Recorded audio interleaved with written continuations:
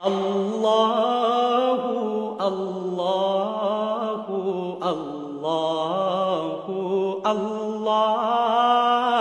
আলহামদুলিল্লাহি রাব্বিল আলামিন ওয়াসসালাতু ওয়াসসালামু আলা আশরাফিল আমবিয়া ওয়া সাইয়্যিদিল মুরসালিন নবিয়িনা মুহাম্মদ ওয়া আলা আলিহি ওয়া আসহাবিহি আজমাইন। আমরা সূরা আল-আরাফের 138 নম্বর আয়াত থেকে তাফসীর শুনছি। গত সপ্তাহে আমরা 138 নম্বর আয়াতে শুরু করেছিলাম সামান্য একটু, বাকিটুকুন আজকে ইনশাআল্লাহ আমরা কমপ্লিট করার চেষ্টা করব।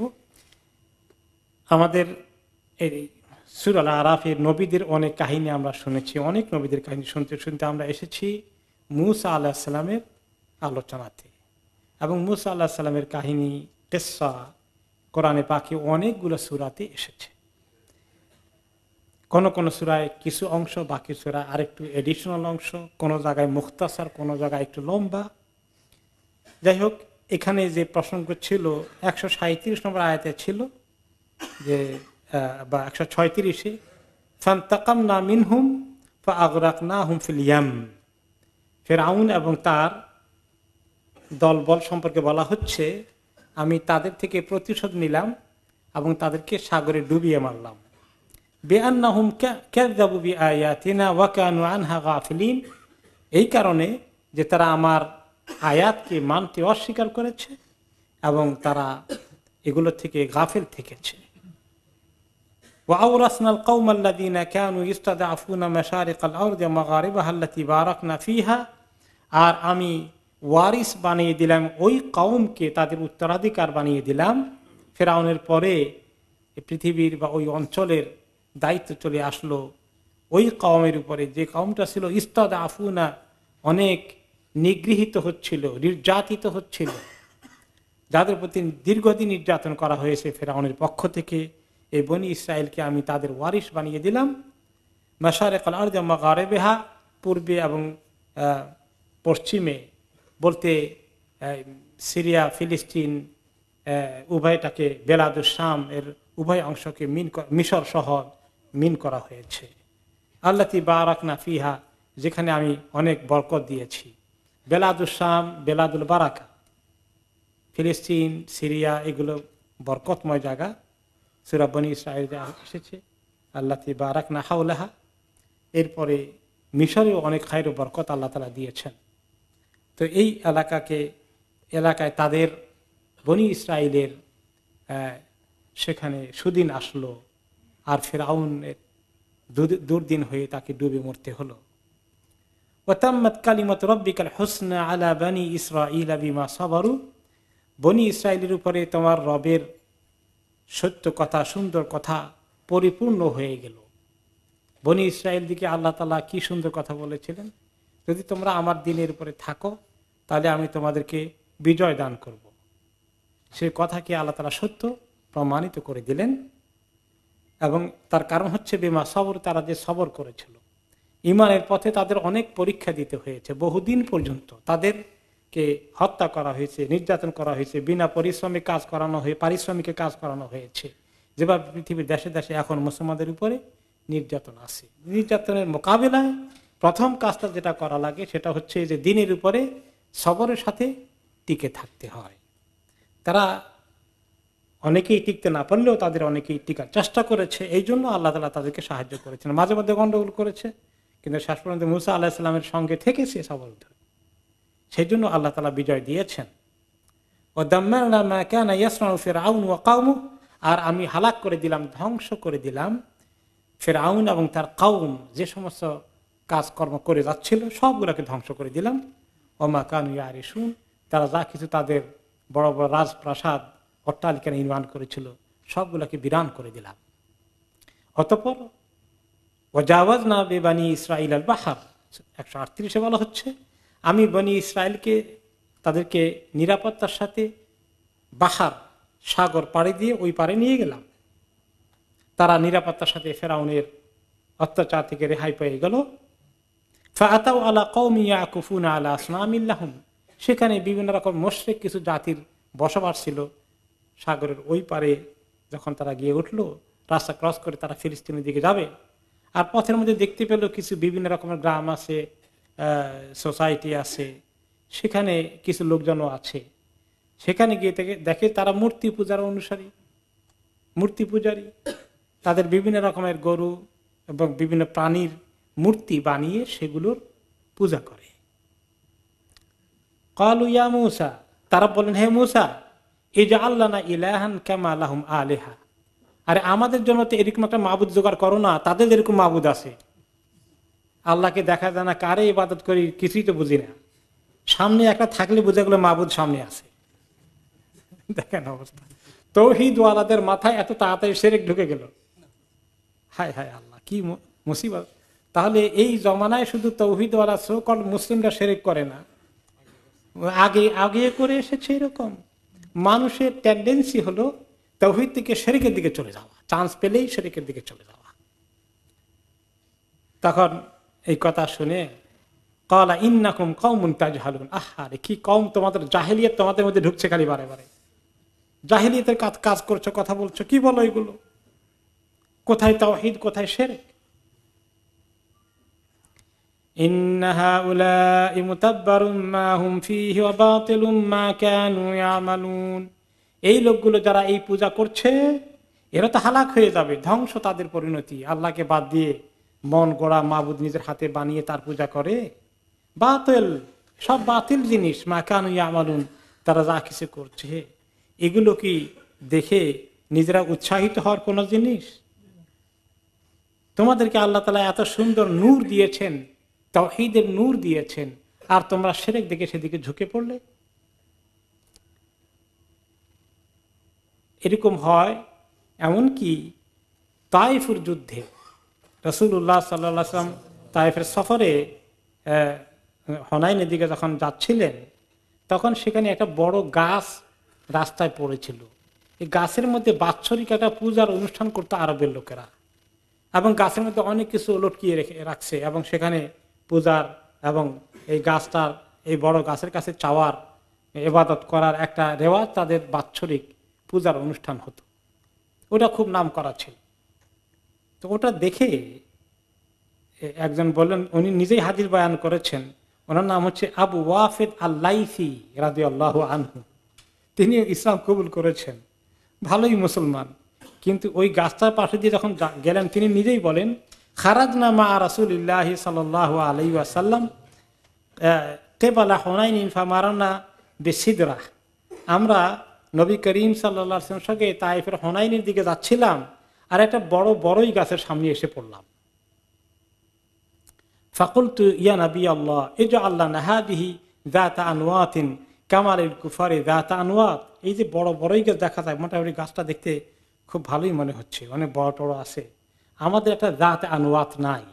জাত আনওয়াত হলো ওর কাছেই আরবদের একটা বড় পূজা করার জন্য গাছ ছিল, যেভাবে আমাদের দেশে হিন্দুরা বট গাছের নিচে পূজা করে না, বড় বট গাছ, বৈশাখ চৈত্র বৈশাখে এরকম একটা পূজা টুজা করে, এইরকম একটা গাছ তাদের আছে, সেখানে তারা বিভিন্ন জিনিস লটকিয়ে রাখে বরকতের জন্য। তো এরকম একটা জিনিস লটকানোর জায়গা পাওয়া গেছে, আমাদের লটকানোর তো কোনো জায়গা নেই।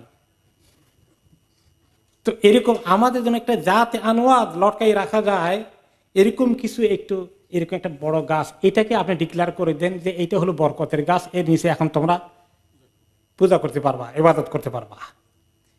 তো এইটা এই সাহাবী বলে বসলেন। তো কেবল ইসলাম কবুল করছেন তো যদ্দূর বুঝছেন আর কি। এখন ওই যে শিরকের প্রবণতা মানুষের মধ্যে আছে, যে আমাদের তো কিছু নাই, খালি আব্দুল্লাহ, ওদের তো এরকম কিছু একটা আছে, একটা অনুষ্ঠান করার জন্য কিছু একটা উপলক্ষতা হওয়া দরকার, এরকম কিছু একটা আপনি ডিক্লেয়ার করে দেন না।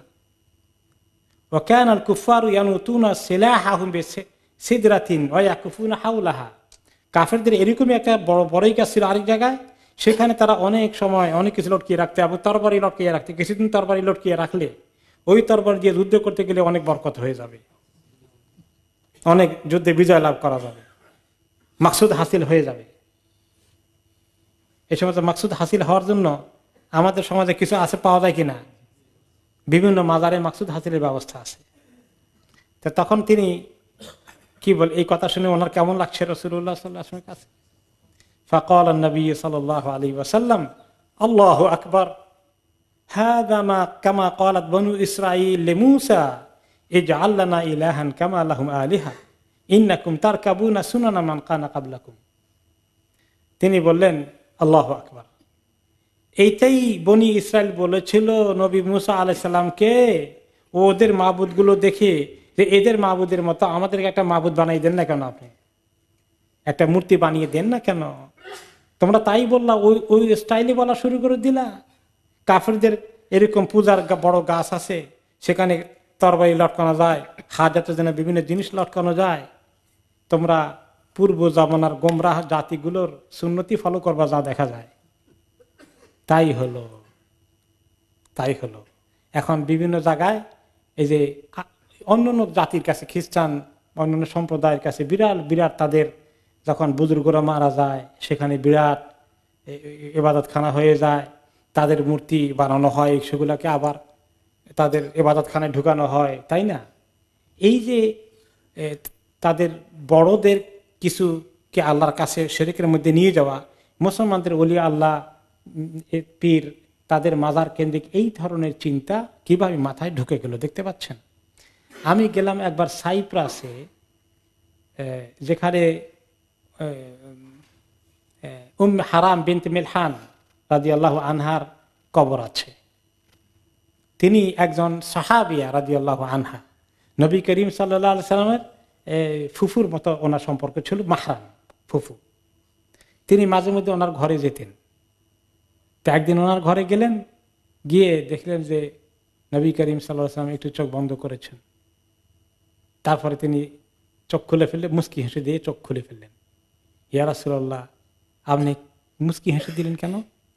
বলে যে আমার যে তন্দ্রা লেগে এসেছিল, আমি দেখতে পেলাম আমার উম্মত সাইপ্রাস বিজয় করছে। তিনি বললেন, সঙ্গে সঙ্গে দরখাস্ত করলেন, ইয়া রাসূলুল্লাহ, আমাকে আমার জন্য দোয়া করেন, আল্লাহ তাআলা যেন আমাকে তাদের অন্তর্ভুক্ত করেন। তিনি বলেন, ইনশাআল্লাহ, আল্লাহ তোমাকে তৌফিক দিবেন। এরপর আবার তিনি চোখ বন্ধ করলেন, আবার মুস্কি হেসে দিয়ে জেগে গেলেন।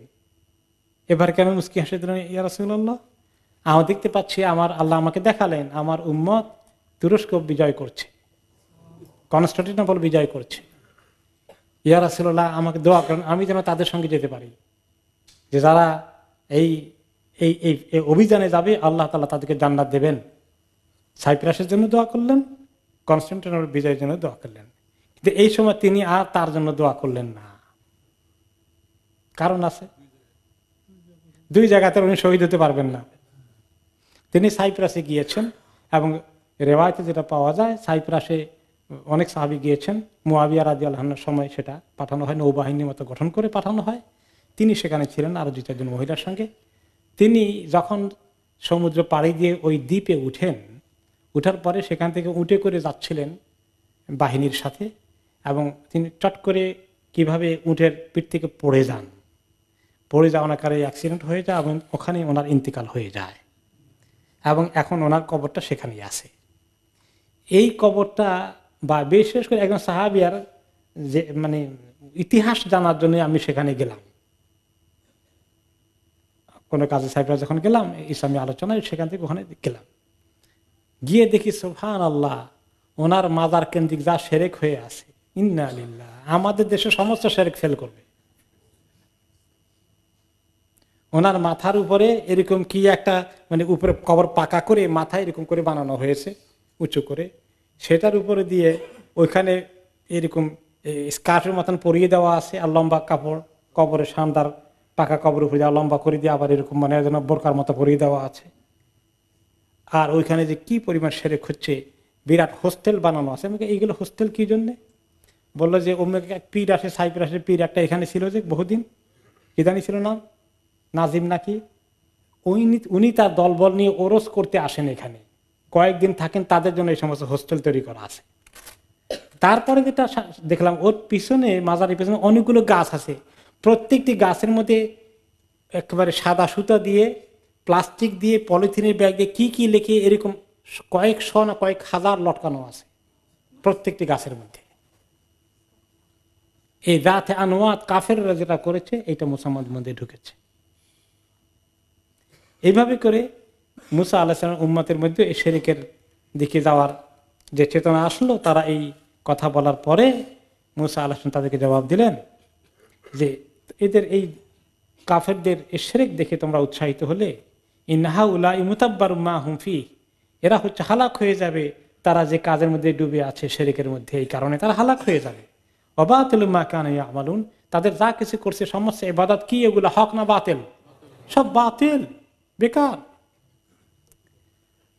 قال غير الله أبغيكم إلها وهو فضلكم على العالمين, আমি আল্লাহকে বাদ দিয়ে তোমাদের জন্য একটা মাবুদ চাইবো বুঝি আল্লাহর কাছে, যে আল্লাহ আপনার ইবাদত করে কুলায় না, একটা মাবুদ পাঠান। আউযু বিল্লাহ। ওয়া ফাদ্দালাকুম আলাল আলামিন, সমস্ত বিশ্ববাসীর থেকে বাছাই করে আল্লাহ তাআলা তোমাদেরকে এই নবুয়তের ধারায় বনি ইসরাইলের মধ্যে তাওহীদের দাওয়াত দিয়ে নবীদেরকে পাঠালেন, তোমাদেরকে সমস্ত পৃথিবীর জাতিগুলোর মধ্যে তোমাদেরকে অগ্রাধিকার দিলেন, তোমাদেরকে বাছাই করলেন নবী পাঠানোর জন্য এবং এই তাওহীদ কায়েমের জন্য। আর তোমরা আমাকে আল্লাহর কাছে শিরকের জন্য দরখাস্ত দিতে বলছো? আল্লাহ তাআলা তাদেরকে বাছাই করেছেন, তাই না? তো বাছাই করেছেন, এখন ওরা কিন্তু এই কথাকে এখনো দাবি করে আমরা হলাম আল্লাহ তাআলার বাছাইকৃত, শাআবুল্লাহিল মুখতার।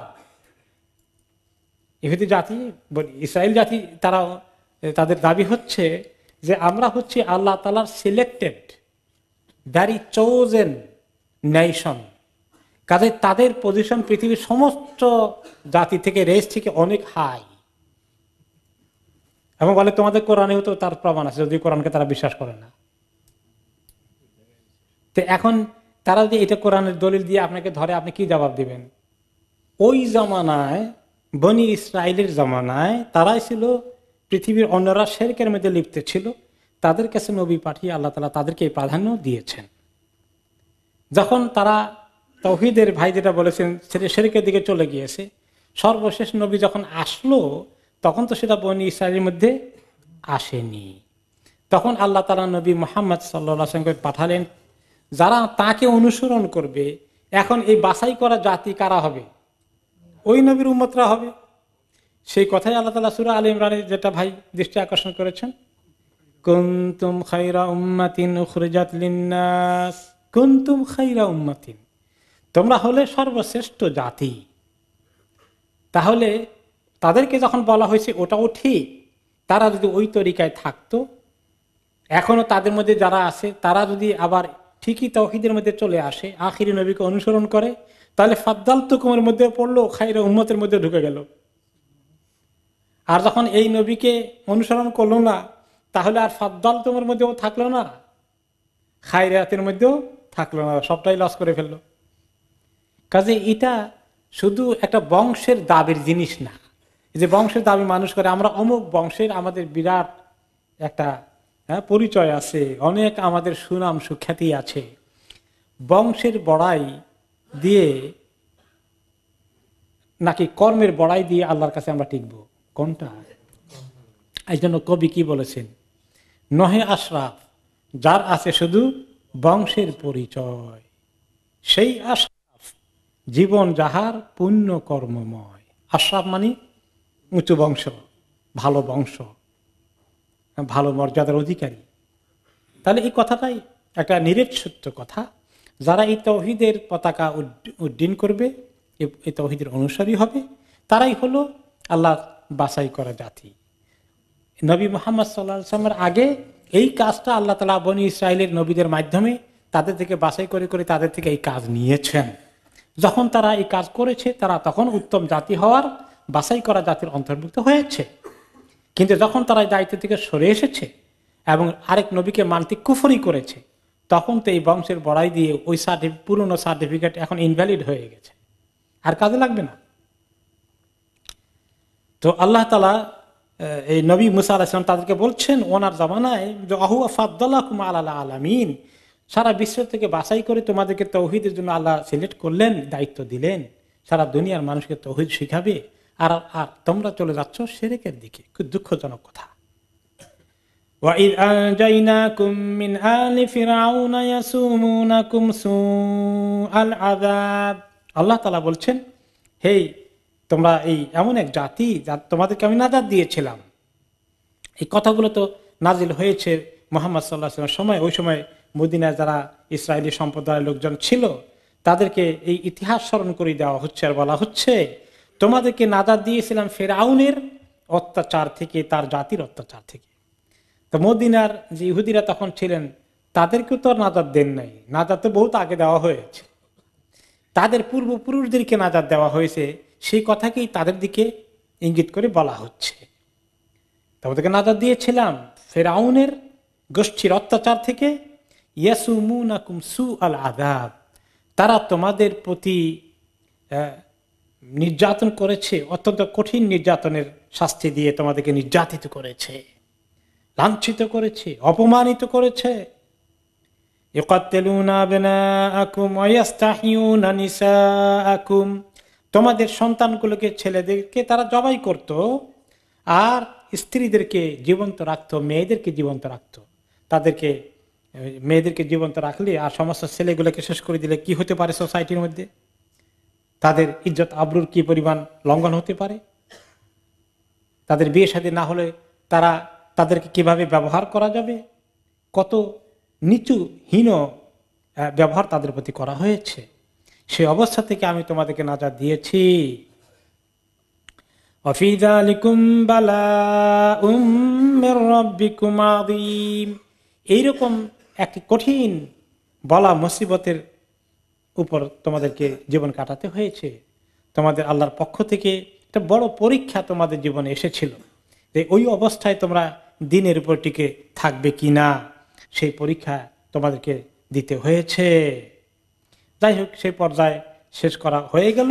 আল্লাহ তাআলা মুক্তি দিলেন, ফিরআউনকে ডুবিয়ে মারলেন। ওই পারে ওনারা চলে গেল, শিরক নিয়ে কিছু কথাবার্তা হলো। এরপরে ওনাদের আরেকটি ঘটনা ঘটলো, যেটা মূসা আলাইহিস সালামকে আল্লাহ তাআলা অ্যাপয়েন্টমেন্ট দিলেন যে আল্লাহ তাআলা ওনার সাথে খাস কথাবার্তা বলবেন, এবং সেই অ্যাপয়েন্টমেন্টের জন্য উপযুক্ত হতে ওনাকে 30 দিন আল্লাহ তাআলা রোজা রাখা, ইতিকাফ, ইবাদতে লিপ্ত থাকতে বললেন। সালমা ডিজাইনার আবায়া হাউস।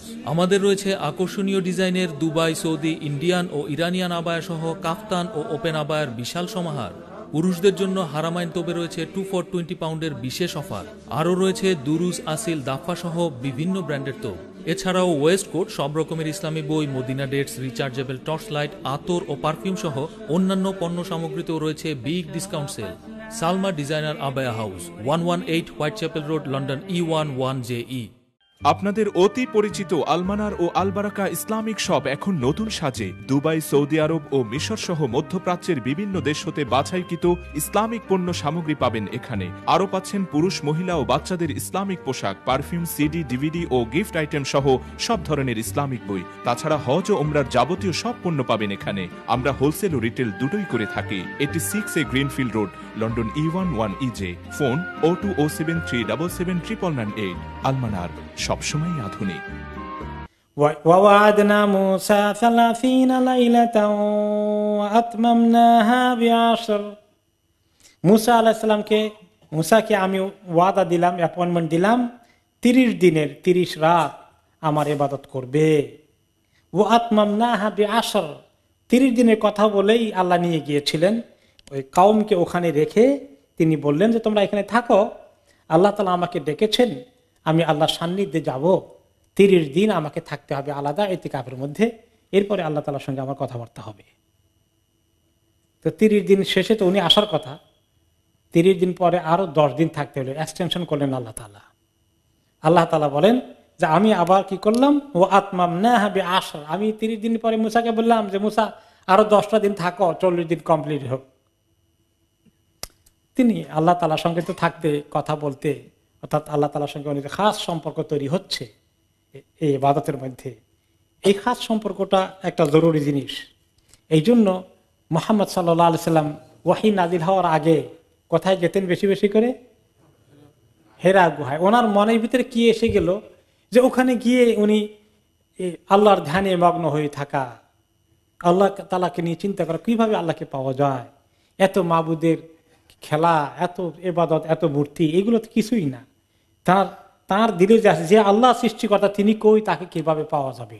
কারণ তার আগে তো আর তিনি নবী হননি, কোনো খবর এখনো আসেনি, তালাশ করছেন, অনুসন্ধান করছেন। এইভাবে তার শেষ পর্যায়ে এসে কি হলো, ইকরা বিসমি রাব্বিকাল্লাযী খালাক নাজিল হয়ে গেল। তাহলে আল্লাহ তাআলার কাছ থেকে ওয়াহি পাওয়ার আগে উনি অনেকদিন ওনাকে হেরা গুহাতে এভাবে থাকা হয়েছে। এই এক ধরনের ইতিকাফের মতো। ঠিক একই জিনিস মুসা আলাইহিস সালামকে আল্লাহ তাআলা কিতাব দেবেন, তাওরাত দেবেন। এই তাওরাত দেওয়ার জন্য ওনাকে মানসিকভাবে প্রস্তুতি করতে কিছু, এর জন্য অনেক কাজ আছে। ওয়াহি সহজ জিনিস না। ওহির ভার বহন করতে হলে অনেক আল্লাহ তাআলার সঙ্গে গভীর সম্পর্ক স্থাপন করতে হবে। সেই জন্য দুনিয়ার ঝামেলা থেকে আল্লাহ তাআলা ওনাকে ডেকে নিয়ে গেলেন। তিনি চলে গেলেন 40 দিনের জন্য, কমপ্লিটও করলেন। যাওয়ার সময় বললেন وقال موسى لأخيه هارون اخلفني في قومي وأصلح ولا تتبع سبيل المفسدين। মুসা বললেন তার ভাই হারুনকে যে তুমি আমার পক্ষ থেকে দায়িত্ব পালন করবে, আমার প্রতিনিধি হিসাবে বনি ইসরাইলের লিড করবে, নেতৃত্ব দেবে, তাদেরকে খেয়াল করবে, দিন শিখাবে, পাহারা দেবে। ওয়াসলেহ, আর সংশোধন করবে।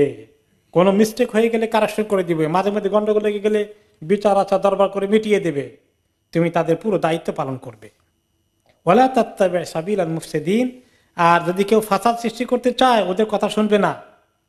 সব জায়গায় তো ফাসাদ থাকে, কিছু ফাসাদ সৃষ্টিকারী লোকজন থাকে। মানে আপনি কোনো জায়গায় দেখবেন মসজিদ ঠিক মতো চলতেছে, 2-4 জন আছে ফাসাদ সৃষ্টিকারী। সব মসজিদে খোঁজ নেন, প্রায় মসজিদে গিয়ে দেখবেন। এইরকম যে কোনো ভালো কাজে, দিনই কাজে নামছেন, ওখানে ফাসাদ সৃষ্টি করার জন্য মাঝে মধ্যে পাওয়া যায়, ফিতনা সৃষ্টি করে বসে থাকে। তো এইরকম ফিতনা সৃষ্টিকারী যদি কিছু আসে থাকে, সৃষ্টি হয়ে যায়, তুমি ওদের কথা শুনবে না, হকের উপরে টিকে থাকবে। এরকম নসিহত করে তিনি গেলেন। এরপরে তিনি আল্লাহ তাআলার কাছে হাজিরা জানাতে চলে গেলেন।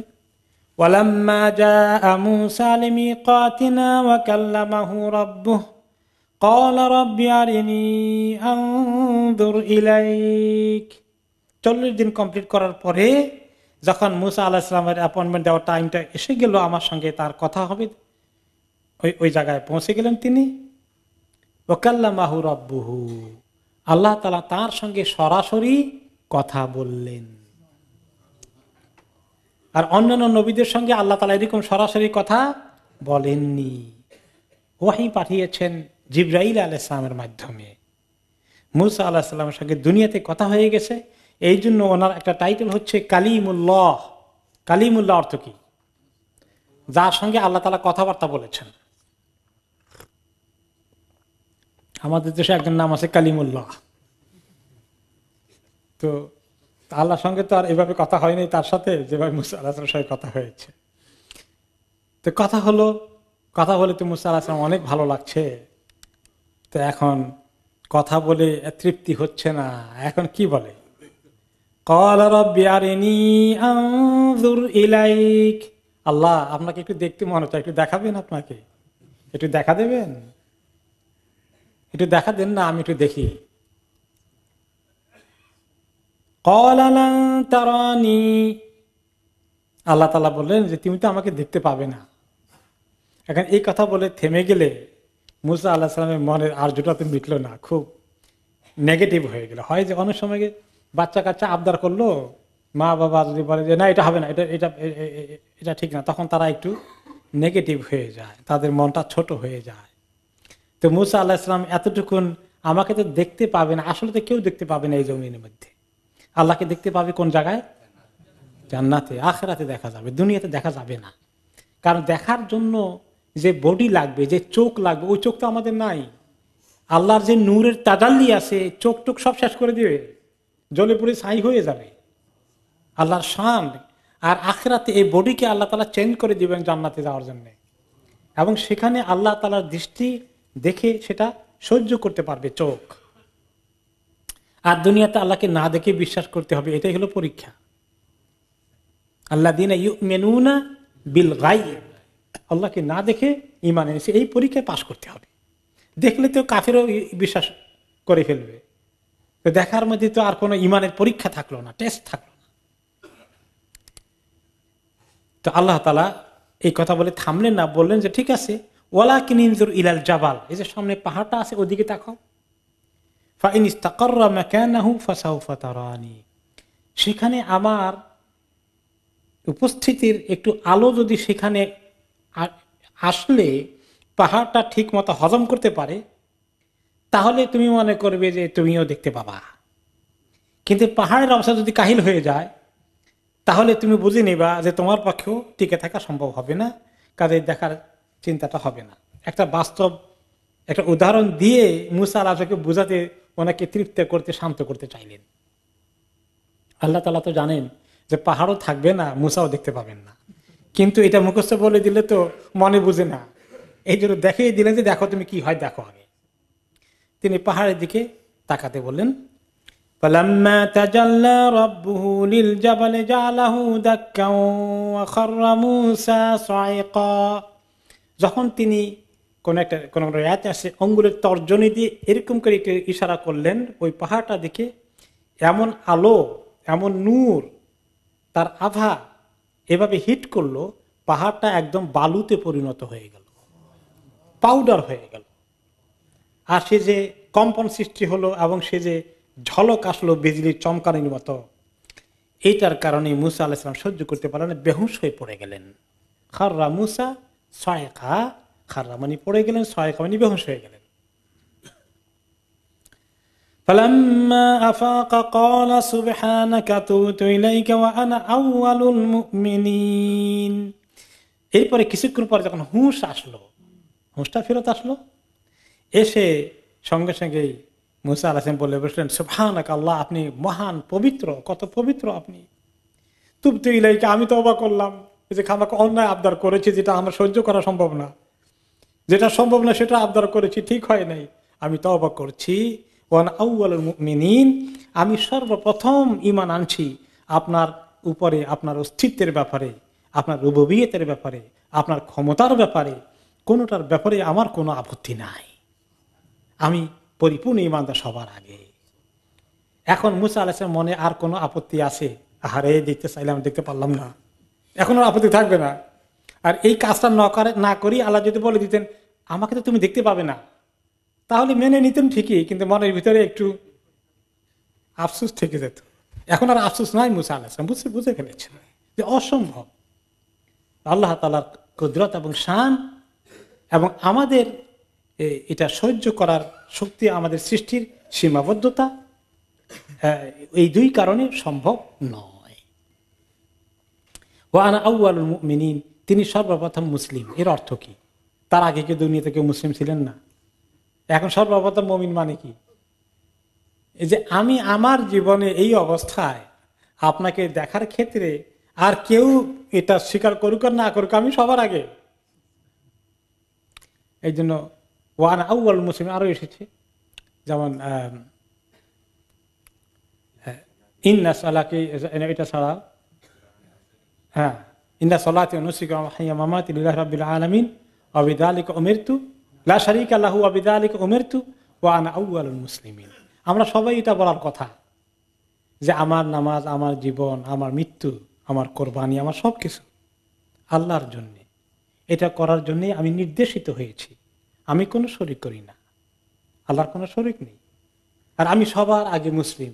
আমি কেমনি সবার আগে মুসলিম হলাম? আমার যারা বড় তারা তো আমার আগে মুসলিম হয়েছে, কিন্তু আমি আমার দিক থেকে আল্লাহ তাআলার কাছে আমার যে সম্পর্ক, আমি যতটুকু বুঝতে পেরেছি, আমি সবার আগে মুসলিম হয়ে গেলাম।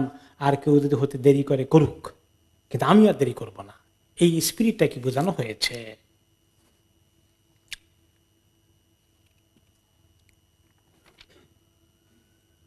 তো আল্লাহ তাআলা এখন মুসা আলাইহিস সালামকে হুঁশ ফেরত আসার পরে এখন আল্লাহ তাআলা যে কাজের জন্য ডাকছেন সেই কাজটা এখনো কমপ্লিট হলো না, কিছু কথাবার্তা বলছে আর মুসা আলাইহিস সালাম আবদার করে বসছেন। আসলে অ্যাপয়েন্টমেন্ট কি জন্য দিয়েছেন সেটা এখনো সারাই হয় নাই। এই ফাঁকে দিয়ে বিরাট নাটক ঘটে গেল একটা। এই দৃশ্য শেষ হওয়ার পরে এখন আল্লাহ তাআলা ওনার সঙ্গে কথা বলছেন। قال يا موسى إني اصطفيتك على الناس برسالاتي وبكلامي فخذ ما آتيتك وكن من الشاكرين। হে মুসা, আপনি জানেন তো আপনাকে আমি বাছাই করেছি মানুষদের মধ্য থেকে আমার এই রিসালাত দেওয়ার জন্যে, আমার কালাম কথা বলার জন্যে, আর আমার ওয়াহি ফাখুজ মা আতাইতুকা, আমি যা দিলাম এগুলাকে ধরেন ভালো করে, অকুম মিনাশ শাকিরিন, আর আপনি শুকরগুজারদের অন্তর্ভুক্ত হয়ে যান। ওনাকে আল্লাহ তাআলা বাছাই করেছেন রিসালাতের দায়িত্ব। ওনার সঙ্গে আরেকজন তো ছিলেন, তিনি কে? হারুন আলাইহিস সালাম। তো উনি গেলেন কই? ওনাকে বাছাই করেছেন সে খবরটা এখানে নাই। এখানে শব্দ যেটা ব্যবহার করা হয়েছে বিরিসালাতি, রাসূল। আরেকটা শব্দ হচ্ছে হারুন আলাইহিস সালাম রাসূল নন, তিনি কি? নবী। আর মুসা আলাইহিস সালাম রাসূল এবং নবী দুইটাই। নবী এবং রাসূলের মধ্যে পার্থক্য কি? হ্যাঁ, সব রাসূল নবী, সব নবী রাসূল নন। বড় বড় সমস্ত নবীগণ রাসূল। মুহাম্মদ সাল্লাল্লাহু আলাইহি ওয়াসাল্লাম নবী এবং রাসূল, ইব্রাহিম আলাইহিস সালাম নবী এবং রাসূল, ঈসা আলাইহিস সালাম নবী এবং রাসূল, মুসা আলাইহিস সালাম নবী এবং রাসূল। অর্থাৎ যিনি বড় নবী কিতাব পান এবং যিনি ইন্ডিপেন্ডেন্ট আলাদা একটি শরীয়ত পান, তিনি হচ্ছেন রাসূল।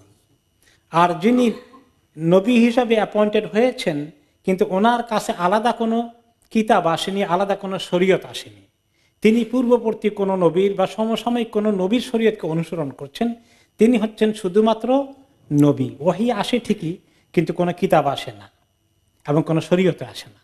তার এক্সাম্পল হচ্ছেন হারুন আলাইহিস সালাম, তিনি শুধুমাত্র নবী। মুসা আলাইহিস সালামের কিতাব এবং তার শরীয়তকে তিনি ফলো করছেন।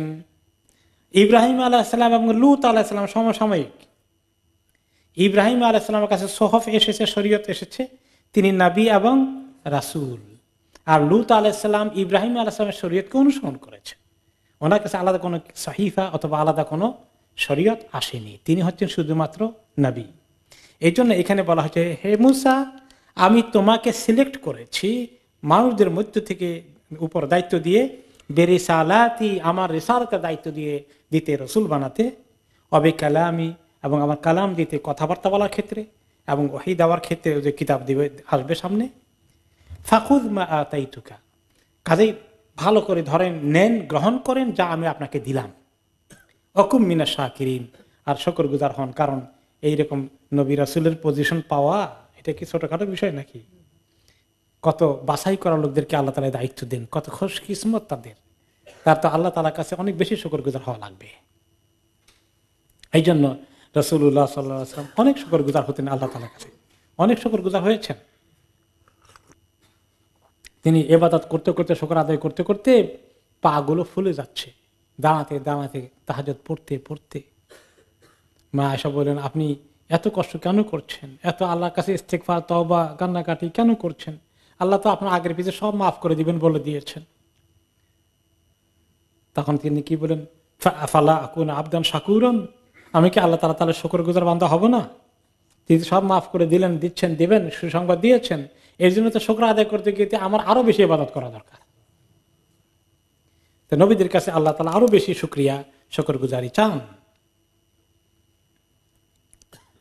وكتبنا له في الألواح من كل شيء موعظة وتفصيلا لكل شيء, আমি লিখে দিলাম তার জন্য আলওয়াহ, প্লেট, পৃষ্ঠার মতো একেবারে সমস্ত তাওরাত একসঙ্গে লিখিত আকারে প্লেট হয়ে, শীট হয়ে হয়ে ওনার কাছে আসছে। কোন কোন রিওয়ায়াতে আছে 70 উটের বোঝা ছিল শীটের মধ্যে লেখা, একসঙ্গে নাজিল হয়েছে। আর কোরআন কারীম একসঙ্গে নাজিল হয়েছে কত বছরে? 23 বছরে। আর ওনাগুলো সব রেডিমেড চলে আসলো। তো কেউ বলবেন যে এত বছর লাগালেন কোরআনের জন্য, আর সেটা একসঙ্গে দিয়ে দিয়েছেন, একসঙ্গে দিলে না ভালো হইতো না? আস্তে আস্তে দিয়েছেন, কারণ আখিরি নবীকে আল্লাহ তাআলা যে শরীয়ত দেবেন কিয়ামত পর্যন্ত থাকবে, এবং সেটার মধ্যে কিছু নাসিখ মানসুখ, কিছু অ্যাব্রোগেটর ঘটেছে, কিছু হুকুমকে রদ করা হয়েছে। ফাইনাল করতে করতে, ঠিক করতে করতে, এটা কিয়ামত পর্যন্ত যে শরীয়তটা টিকে থাকবে, যে কিতাব টিকে থাকবে, সেই কিতাবের জন্য আল্লাহ তাআলা একসঙ্গে দিলে এটা খাপ খাবে না। এটাকে অ্যাডজাস্ট করে করে একটু ন্যাচারালি গ্রাজুয়ালি প্রসেস করে করে মদকে আল্লাহ তাআলা 3 বারে হারাম করেছেন। একটা ভেরি সায়েন্টিফিক প্রসেসে আল্লাহ তাআলা কোরআনকে দিয়েছেন, এবং যাতে করে কিয়ামত পর্যন্ত কোরআন নতুন কোনো পুরানো বই না। কোরআনের কোনো তত্ত্ব, কোনো সায়েন্স চ্যালেঞ্জ করতে পারবে না। যদি গায়ের জোরে চ্যালেঞ্জ করে অবশ্যই মিথ্যা, কোনো সন্দেহ নাই। যালিকাল কিতাবু লা রাইবা ফীহি। কিন্তু তাওরাত এমন একটি শরীয়ত সেটা বহুদিন চলবে না, কিছুদিন, কয়েকশো বছর বা একাধিক 1000 বছরও চলতে পারে, এরপরে এটা অচল হয়ে যাবে। সেই জন্য ওটা একবারে দেওয়া সম্ভব হয়েছে, কিন্তু যেটা হাজার হাজার বছর থাকবে সেটাকে আল্লাহ তাআলা ভেরি সায়েন্টিফিক প্রসেসে 23 বছরে আল্লাহ তাআলা সেটাকে নাজিল করেছে। আমি তার কাছে বোর্ড আকারে, শীট আকারে দিলাম, মিন কুল্লি শাইইন মাউইযা, সকল বিষয় ওয়াজ, নসিহত, শিক্ষামূলক কথা ছিল এই তাওরাতের মধ্যে। ও তাফসীলান লিকুল্লি শাই, প্রত্যেকটি বিষয়ের হুকুম আহকাম, কোনটা হক, কোনটা বাতিল, কোনটা তাওহীদ, কোনটা শিরক, সব কিছু বিস্তারিত খোলাখুলি আলোচনা করে দিয়েছিলাম। দিয়ে পাঠিয়ে দিলাম তার কাছে ওই অ্যাপয়েন্টমেন্টের শেষে, কথাবার্তা শেষে, যাও তোমার এই 70 বোঝা তাওরাত কিতাব নাজিল হয়েছে, ধরো এখন, এবারে নাও, নিয়ে যাও উম্মতের কাছে। কিভাবে নিতে হবে? ফাখুযহা বিকুওয়া, শক্তিশালী ভাবে ধরো, শক্ত করে ধরো, আস্তে করে হালকা করে ধরলে হবে না। এই যে জিনিস দিলাম এটাকে শক্ত করে ধরতে হবে, মজবুত করে ধরে রাখতে হবে। আল্লাহ তাআলা যেভাবে আমাদের কোরআনের ব্যাপারে কি বলেছেন, ওয়াতাসিমু বিহাবিলিল্লাহি জামিআ, আল্লাহর রজ্জুকে শক্ত করে ধরো। হাবলিল্লাহ, আল্লাহর রশি মানে কোরআন, হাবলুল্লাহিল মাতিন, আল্লাহ তাআলা শক্তিশালী রশিকে শক্ত করে ধরো। ইতিসাম, শক্ত করে ধরা। এই ওয়াহি জিনিস হলো কোরআন এবং হাদিস এই উম্মতের জন্য। রাসূলুল্লাহ সাল্লাল্লাহু আলাইহি ওয়াসাল্লাম কি বলেছেন? হ্যাঁ, যে এদিকে শক্ত করে ধরো, তামাসসাকু বিহা, শক্ত করে ধরো। আদু আলাইহা বিন নাওয়াজিদ, তোমাদের হাত থেকে যদি কোরআন হাদিস ছুটে যেতে চায় তাহলে সেটাকে দাঁত দিয়ে কামড়িয়ে ধরো। সমস্ত কিতাবকে আল্লাহ তাআলা উম্মতকে দিয়েছেন শক্ত করে ধরার জন্য। শক্ত করে ধরার অর্থটা কি? এটাকে ফিজিক্যালি শক্ত করে ধরা, এই কিতাবকে গুরুত্ব সহকারে স্টাডি করা, লেখাপড়া করা, হুকুম হাকাম জানা, এবং নিজেদের জীবনে, ব্যক্তি জীবনে, পারিবারিক জীবনে, সামাজিক জীবনে সব জায়গায় এই কিতাবকে কায়েম করা। ধরার অর্থ হলো তাই, সকল জায়গায় আমল করা। এইভাবে সিরিয়াসলি ধরো, সিরিয়াসলি এটাকে গ্রহণ করো। ওয়া'মুর কওমাকা ইয়াখুযু বিআহসানিহা, আর তোমার কওমকে বলো এই কিতাবকে সুন্দর করে পড়বে, আর এই সুন্দর সুন্দর যে কথাগুলো, তালিমাতগুলো, শিক্ষাগুলো আছে, এগুলোকে তারা যেন শক্ত করে ধরে রাখে আর আমল করে। এই কথা উম্মতকে ভালো করে বলো। সাউরিকুম দারাল ফাসিকিন, আমি তোমাদেরকে অচিরেই দেখাবো, তোমরা যাত্রা পাড়ি দিবে যখন, বিভিন্ন ফাসিক কওমদের দেশ অঞ্চল তোমাদেরকে দেখানো হবে, যারা নবীদের সঙ্গে বেয়াদবি করেছে। তুমি দেখতে পাবে কওমে আদ, কওমে সামুদ, অনেকগুলো জাতির মধ্যে ইতিহাস তোমার সামনে আসবে, পথ পাড়ি দিতে দেখতে পাবে, ওগুলো থেকে শিক্ষা নেবে। যারা নবীদের সঙ্গে বেয়াদবি করেছে, আল্লাহর কিতাবের সঙ্গে বেয়াদবি করেছে, আল্লাহর দ্বীনের সঙ্গে বেয়াদবি করেছে, তাদের প্রতি কি শাস্তি নেমে এসেছে যুগে যুগে, এগুলো দেখে নিও, যাতে করে কখনোই তোমার উম্মত এইরকম শাস্তির দিকে এগিয়ে না যায়। নসিহত করে পাঠিয়ে দিলেন। মুসা আলাইহিস সালাম আসলেন, আর এই 30 দিনে 40 দিনে এখন বিরাট অঘটন ঘটে গেছে তার কওমের মধ্যে। সেই অঘটনের খবর বোধহয় আমরা পরের দিন শুনবো, আগামী সপ্তাহে শুনবো ইনশাআল্লাহ। তারা কিভাবে গরু আবিষ্কার করে গরু পূজা শুরু করে দিল। তার আগে আরেকটু কথা আছে। এই যে নসিহত আল্লাহ তাআলা করছেন, শক্ত করে ধরতে বলো, কিন্তু এই নসিহত যে সবাই ধরবে না, এরা যে উল্টা পাল্টা করবে, সেটাও আল্লাহ তাআলা ইন অ্যাডভান্স মুসা আলাইহিস সালামকে বলে দিচ্ছেন। সাআসরিফু আন আয়াতি আল্লাযীনা ইয়াতাকাব্বারুনা ফিল আরদি বিগাইরিল হক ওয়া ইন ইয়ারাউ কুল্লা আয়াতিন লা ইউমিনু বিহা ওয়া ইন ইয়ারাউ সাবিলার রুশদি লা ইয়াত্তাখিযুহু সাবিলা। তবে আমি অচিরেই আমার আয়াত থেকে সরিয়ে নিয়ে যাব ওই লোকগুলোকে যারা জমিনের মধ্যে তাকাব্বর করে, গর্ব অহংকার করে, দাপট দেখিয়ে বেড়ায়।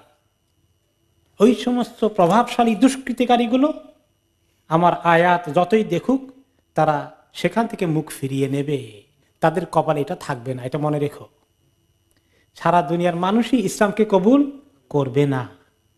হে মুসা, তোমার এত সুন্দর কিতাব দেখে সবাই যে গ্রহণ করে ফেলবে এটা মনে করো না। তোমার উম্মতের ভিতরে দেখবা এই কিতাব থেকে সরে যাওয়ার লোকজন পাওয়া যাবে।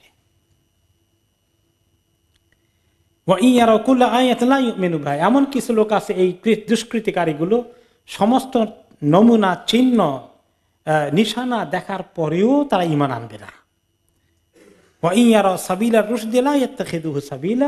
তারা যখনই হেদায়েতের রাস্তা দেখবে কখনোই তারা হেদায়েতের রাস্তাকে গ্রহণ করবে না, তাদের এটা পছন্দনীয় হবে না, এই রাস্তা তাদের মনোপুত হবে না। তারা কোনটার দিকে যাবে?